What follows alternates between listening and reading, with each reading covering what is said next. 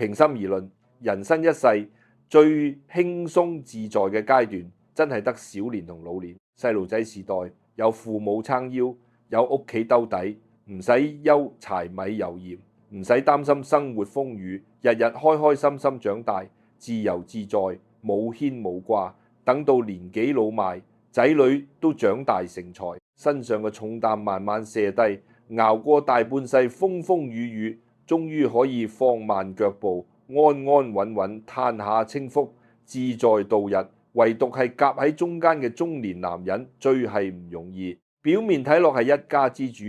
穩重可靠，撐得起頭家，實際上身上滿身責任，心入面堆滿壓力，所有辛苦，所有委屈，所有無助，從來唔擺面，冇人知，冇人憐，到頭來都係自己默默承受，咬實牙關硬扛。人一到中年，成個人生就好似突然被綁定死，徹底失去咗任性嘅資格。呢個年紀嘅男人早已剃去後生時嘅肆意瀟灑、衝動莽撞，唔可以隨便耍脾氣，唔可以動不動話辛苦，更加唔可以遇見挫折就想放棄。放眼身邊，前面仲有未懂事、未長大嘅細路需要撫養，後邊係年邁體弱、百病纏身嘅老父老母需要照料，左邊係日日不斷、從未停過嘅毀錢壓力，右邊係瑣碎繁雜離不開嘅柴米油鹽，真真正正係四面八方都係責任，身邊所有人都需要你依靠，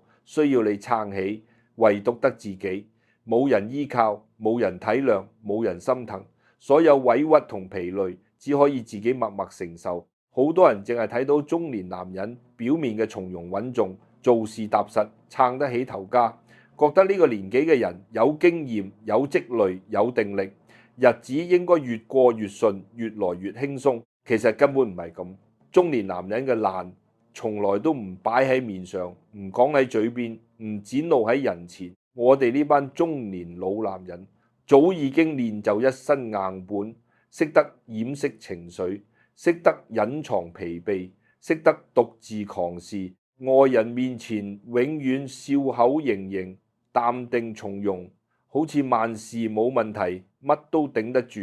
唯有深夜獨自一人嘅時候，先至敢卸下所有偽裝，先至敢承認自己真係好攰、好無力，好想好好唞一陣。今日我就用老街坊最貼地、最真實、最樸實嘅老式粵語，同大家傾下中年男人最無奈嘅半生。全文冇空套路，冇假大道理，冇網絡模板，全部係我身邊街坊老友兄弟嘅真實經歷。每一件事都發生喺我哋身邊，每一份心酸都真實到入心入肺。各位長輩，各位同路人，認真聽，慢慢諗，你一定會喺呢段文字入面睇到自己嘅影子，睇到自己嘅半生，睇到從未有人懂嘅委屈同無奈。中年男人最大嘅無奈就係冇得退。年輕嘅時候做嘢辛苦，生活壓力大，唔開心可以辭工，受委屈可以發脾氣，遇挫折可以擺爛，過唔落去可以反屋企起父母。無論幾失敗、幾落魄、幾頹廢，始終有一個港灣可以投靠，有一對父母可以包容。但係到咗中年，呢個世界上再冇人可以俾你依靠，再冇人可以替你狂事，再冇人可以原諒你嘅任性。以前我隔離屋有個兄弟阿強，細個同我一齊長大，後生嘅時候天不怕地不怕，性格瀟灑，愛自由，做嘢唔中意就走，受少少氣就辭職，從來唔會委屈自己。當時佢父母仲在生，屋企有兜底，就算佢幾個月唔做工冇收入，都有屋企飯食，有屋企住，完全唔使驚。但自從佢結婚生子，父母年邁之後，成個人徹底變晒，從前嘅稜角、任性、衝動，全部磨得一乾二淨，變得沉默寡言，事事忍讓，處處妥協。我曾經問過阿強，點解而家變得咁怕事，咁忍氣吞聲？以前個瀟灑嘅你去咗邊度？阿強當時嘆咗一口長氣，講咗一句令我成日難忘嘅説話：日飛，唔係我變懦弱，唔係我冇脾氣，而係我而家輸唔起，亦都退唔到。我後邊係老父老母，日日等住我養，等住我照料，身邊係老婆細路，日日等住我話錢開支，等住我撐起個家。我一旦辭工，一旦發脾氣，一旦倒下，成個屋企就塌晒，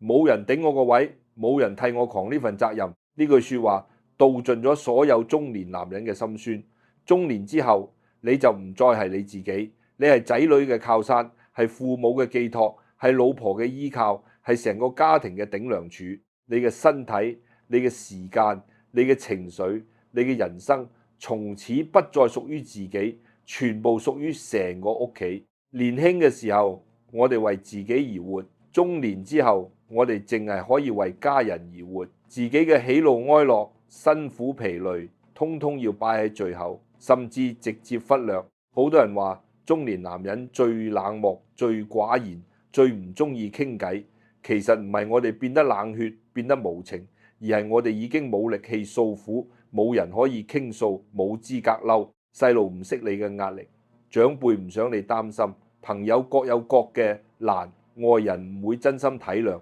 你同屋企人講累，屋企人會擔心；你同朋友講苦，只會換來一時安慰，解決唔到根本問題。你同外人講委屈，人哋只會當你玻璃心，唔夠堅強。久而久之，中年男人就慢慢閉嘴，慢慢沉默，慢慢學識自己撐起所有風雨。我身邊好多中年兄弟，日日返工捱鬧，受上司氣，受客戶委屈，喺外面受盡冷眼，吃盡悶虧，從來唔敢發聲，唔敢反駁，唔敢任性。明明心入面超級唔舒服，超級委屈，轉身都要收埋所有情緒，笑笑口繼續做嘢，繼續朝錢。收工返到屋企門口，好多人都會習慣性喺車入面樓下坐幾分鐘先至敢上樓。呢短短幾分鐘係中年男人一日入面唯一屬於自己嘅時間。坐喺樓下嘅時候，唔使做老豆，唔使做老公，唔使做仔，唔使做員工，淨係做返自己，可以默默抽支煙，靜靜唞一陣，偷偷鬆一口氣，消化晒一日嘅疲憊同委屈。等情緒平復晒，等笑容擺返嚟，先至敢推門入屋，繼續做個萬事穩妥、堅強可靠嘅頂梁柱。呢個細小嘅舉動係無數中年男人嘅自救方式。冇人看懂，冇人心疼，淨係自己知自己個心酸。中年男人最難頂嘅，從來唔係身體嘅勞累，而係心入面嘅無形壓力、無邊焦慮。身體嘅辛苦，瞓一覺唞一陣就可以緩解，但心入面嘅擔憂、焦慮、無力係日日夜夜纏身，揮之不去。日日醒來，第一樣諗嘅就係屋企開支、屋租樓貸、水電煤氣、柴米油鹽、仔女學費、老人藥費、人情往來，每一筆都係錢，每一筆都要自己辛苦返來。我有個老友阿明，今年40幾歲，做運輸行業，日日朝早4、5點起身，深夜先至收工返屋企，風雨無阻，全年無憂。我曾經同佢講，叫佢適當唞下，唔好太搏命，身體最重要。阿明苦笑住同我講：日飛我都想唞，我都想嘆，我都想休息，但我休息一日，屋企就少一日，收入、老人藥費、細路學費就冇住落。我唔敢病，唔敢懶，唔敢停。一日唔做，一日就冇錢，成個屋企就冇依靠。阿明個老豆長期有慢性病，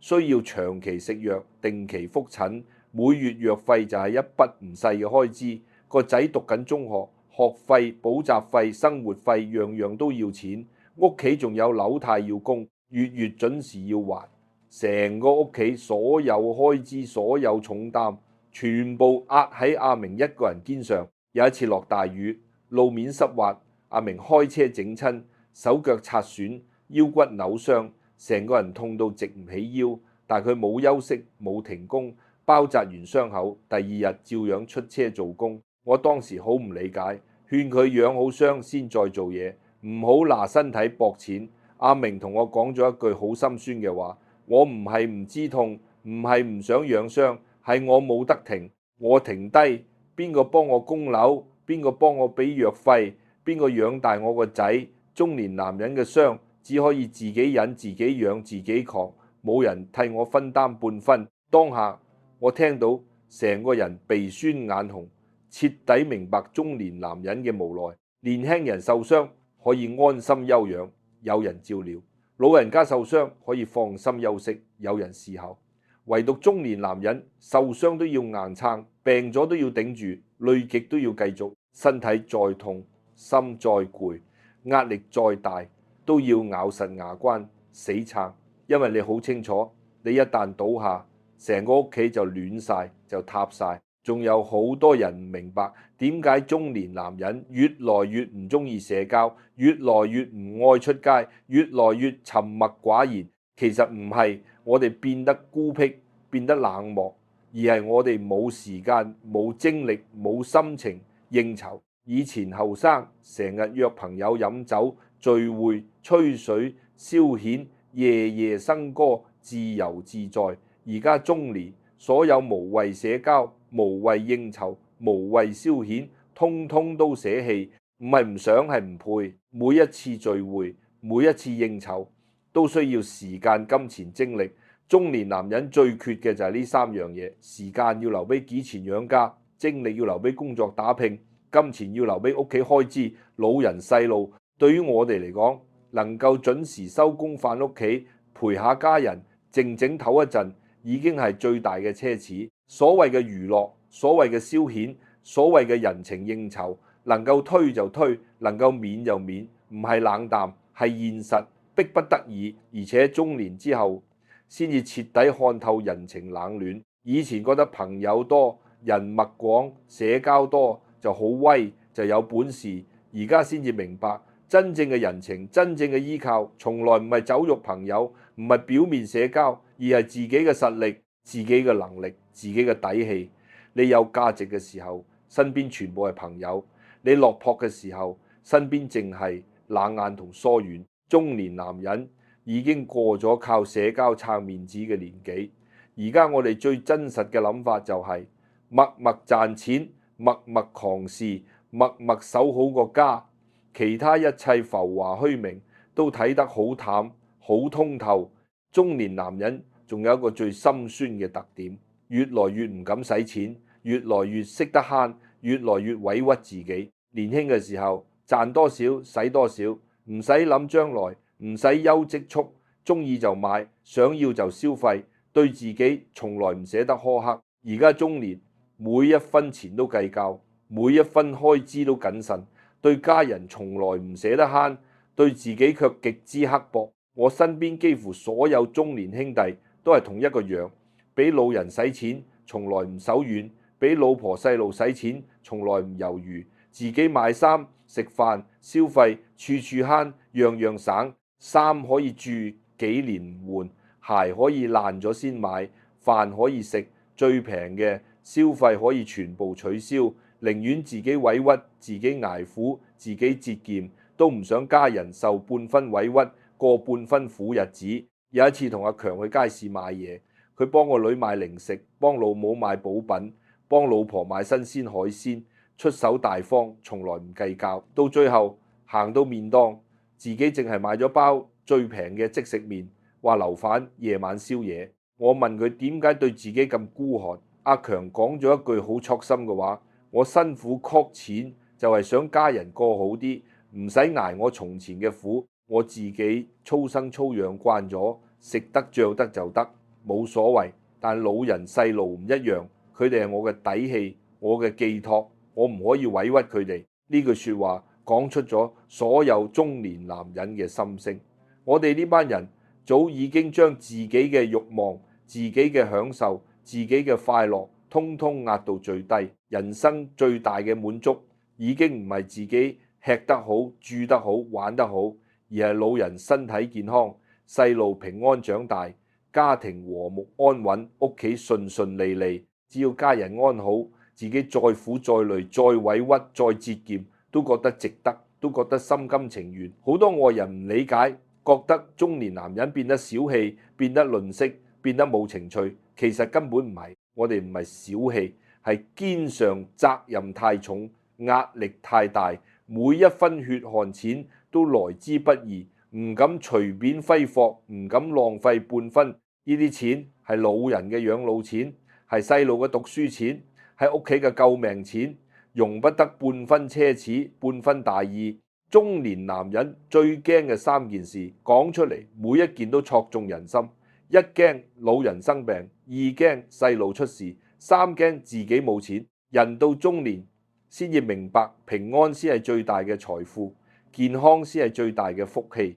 以前年輕，天不怕地不怕，覺得自己可以戰勝一切，扛住所有風雨。而家中年越來越怕事，越來越謹慎，越來越畏手畏腳，最怕接到醫院打來嘅電話，最怕聽到屋企有突發狀況，最怕自己收入不穩，冇錢開支。因為我哋好清楚，一旦老人生病，需要大把錢醫治，需要人手照料；一旦細路出事，需要心力物力去解決；一旦自己冇收入，成個屋企即刻陷入困境。中年男人嘅膽小，從來唔係懦弱，而係肩上責任太重，輸唔起，錯唔起，敗唔起。我舊年見過一個兄弟，40出頭，原本屋企平平穩穩，安安樂樂，日子過得不算大富大貴，但都衣食無憂。後來佢老豆突然中風入院，大手術，長期住院康復，短短幾個月積蓄徹底清空，仲欠落一大筆外債。為咗醫老豆，佢日頭返工，夜晚去兼職，日日瞓3-4個鐘，連續大半年冇一日真正休息。有一晚深夜，我偶遇佢喺街頭獨自坐住，眼紅紅，滿面疲態，成個人憔悴到唔認得。我問佢頂唔頂得順，需唔需要幫手？佢搖搖頭，苦笑住話：頂唔順都要頂，捱唔落都要捱。我係屋企唯一嘅男人，唯一嘅頂梁柱，我唔撐，冇人幫我撐。當時我望住佢，心入面無比心酸。呢就係真實嘅中年男人，冇退路，冇依靠，冇選擇，只能死撐，只能硬扛。好多人羨慕老人家晚年清福，羨慕後生自由自在，卻從來冇人羨慕中年男人嘅生活。因為大家都知中年係人生最煎熬、最磨人、最無奈嘅階段。少年有夢，老年有福，唯獨中年有責任、有壓力、有風雨、有疲憊，獨獨冇退路、冇輕鬆、冇安逸。仲有好多人話中年男人變得唔識浪漫、唔識體貼、唔識顧家，日日淨係識反攻、任賢淺、沉默。其實各位老友記要明白，中年男人嘅浪漫、體貼、溫柔早已經被生活磨盡，被壓力耗散，日日為生活奔波，為開支煩憂，為家人操心，身心早已經透支殆盡，邊有精力去製造浪漫？邊有心情去計較細節？邊有時間去風花雪月？我哋呢班中年男人最大嘅浪漫就係默默物錢養家，默默守住個家，默默扛住所有風雨，俾家人安穩日子。最大嘅體貼就係唔嘈唔鬧，默默包容，處處忍讓，唔將工作嘅委屈、生活嘅壓力帶返屋企，唔將負面情緒發洩喺家人身上。呢啲樸實無華、沉默無聲嘅付出，先係中年男人最真實、最珍貴嘅愛。有好多中年兄弟日日身心俱疲，滿身病痛，腰椎突出、高血壓、失眠、心悸、腸胃不適，樣樣都有，但從來唔敢講、唔敢憂、唔敢醫。次次身體唔舒服，都係食粒止痛藥，忍一忍，捱一捱就過，頂得住就繼續做，頂唔住都要硬頂。唔係唔識自己，唔係唔怕死，而係冇資格病，冇條件休息，冇時間養生。我身邊有個老友，常年失眠，頭痛劇烈，腰椎舊患嚴重，行多行幾步都腰骨刺痛。我次次勸佢去醫院詳細檢查，好好休養，佢次次都話唔得閒，唔敢停。佢話我一休息，屋企就斷收入，老人藥費、細路學費即刻斷檔，我冇資格任性，冇資格養病。呢句說話聽起來好平淡，卻藏住無數中年男人嘅心酸同無奈。世人都讚頌頂梁柱嘅堅強可靠，萬事頂得住，卻從來冇人問過頂梁柱攰唔攰、痛唔痛、撐唔撐得住。人人都期待中年男人成熟穩重、無堅不摧、萬事周全，卻冇人體諒我哋都係血肉之軀，都會累，都會痛，都會有撐唔住嘅時候，只係我哋深知自己嘅身份、自己嘅責任。所以就算再累、再痛、再無力，都要咬牙堅持，默默硬扛。中年男人仲有一個好心酸嘅特點，就係越來越識得自愈，受咗委屈自己消化，遇到挫折自己調整，身心疲累自己紓解，遇到難關自己頂硬上，唔會同人訴苦，唔會同人抱怨，唔會求人可憐，因為經歷過半生風雨，先至明白人世間所有嘅苦都只能自己體會，所有嘅難都只能自己解決，所有嘅關都只能自己過。以前受咗少少委屈就想同人傾訴，想有人安慰，想有人體諒，而家就算受盡天大委屈，吃盡無數悶虧，都會默默收埋情緒，笑笑口大過，因為知道訴苦冇用，抱怨無益，求人可憐只會顯得自己懦弱。與其浪費時間情緒博取同情，不如默默咬牙繼續前行，繼續狂事。呢種治愈能力睇似強大，實際上係無數心酸逼出嚟嘅無奈。好多中年男人半夜瞓唔着，默默睇住天花板，心入面滿載焦慮、迷惘、無力，諗起生活嘅壓力、屋企嘅重擔、未來嘅不確定，成個人充滿無助。但第二日天光，依然要準時起身，執整心情，帶住笑容，繼續返工打拼，繼續養家狂宅。呢種日復一日嘅堅持，年復一年嘅硬扛，就係中年男人最真實嘅人生。我哋成日聽人講，男人40而